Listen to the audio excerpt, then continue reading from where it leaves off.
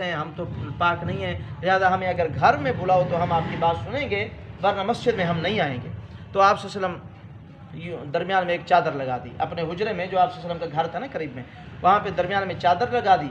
جب کوئی یہودی آپ صلی اللہ علیہ وسلم سے ملنے کے لیے آتا تھا، وہ مسجد جانا نہیں چاہتا تھا، تو آپ صلی اللہ علیہ وسلم اس کو گھر بلا لیتے تھے اور چادر کو یوں کھینچ دیتے تھے، پردہ بنا لیا۔ امی عائشہ فرماتی ہے کہ میں اس طرف چلی جاتی تھی اور وہ یہودی یہاں بیٹھ جاتا تھا۔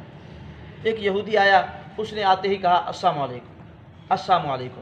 اب ہمارے یہ خاص کر جو ہے نا سکول اور کالج کے طلباء کرام وہ یہ لفظ استعمال کرتے ہیں، میں نے خود بھی سنا ہے کئی مرتبہ، السلام علیکم، السلام علیکم۔ اب السلام علیکم عربی میں اس کو کہتے ہیں تیرے اوپر موت ہو۔ السلام علیکم اس کا مطلب ہوتا ہے تمہارے اوپر سلامتی ہو، السلام علیکم، جلدی میں کہتے ہیں السلام علیکم، السلام علیکم۔ یہ آپ بھی سنتے ہوں گے جہاں آپ جائیں دفتروں میں تو وہ کہتے ہیں السلام علیکم۔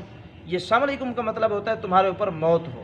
السلام علیکم اس کا مطلب ہوتا ہے، اور لکھنے میں بھی اکثر ساتھی غلطی کرتے ہیں، یہ جو السلام علیکم اردو میں لکھا جاتا ہے نا، اس کے شروع میں الف اور لام لکھنا ہے۔ بعض ساتھی لکھتے ہیں الف اور آگے سین لکھ دیتے ہیں، لام نہیں لکھتے، لام کے بغیر نہیں لکھنا، الف لکھنا ہے پھر لام لکھنا ہے پھر سین کو ساتھ ملانا ہے، السلام علیکم، ٹھیک ہے جی۔ تو السلام علیکم وہ آیا تو اس یہودی نے آتے ہی آپ سے السلام علیکم، اس نے کہا یعنی آپ پر موت ہو۔ تو امی عائشہ کہتی ہے کہ میں قریب میں سن رہی تھی، میں نے کہا لعنت اللہ علیکہ، یعنی تیرے اوپر موت ہو اور تیرے اوپر لعنت ہو۔ تو آپ صلی اللہ علیہ وسلم کو یوں کہہ رہے ہیں، یعنی غصہ آ گیا امی عائشہ کو کہ آپ صلی اللہ علیہ وسلم کو بد دعا دے رہے، عربی تو سمجھتے تھے نا وہ۔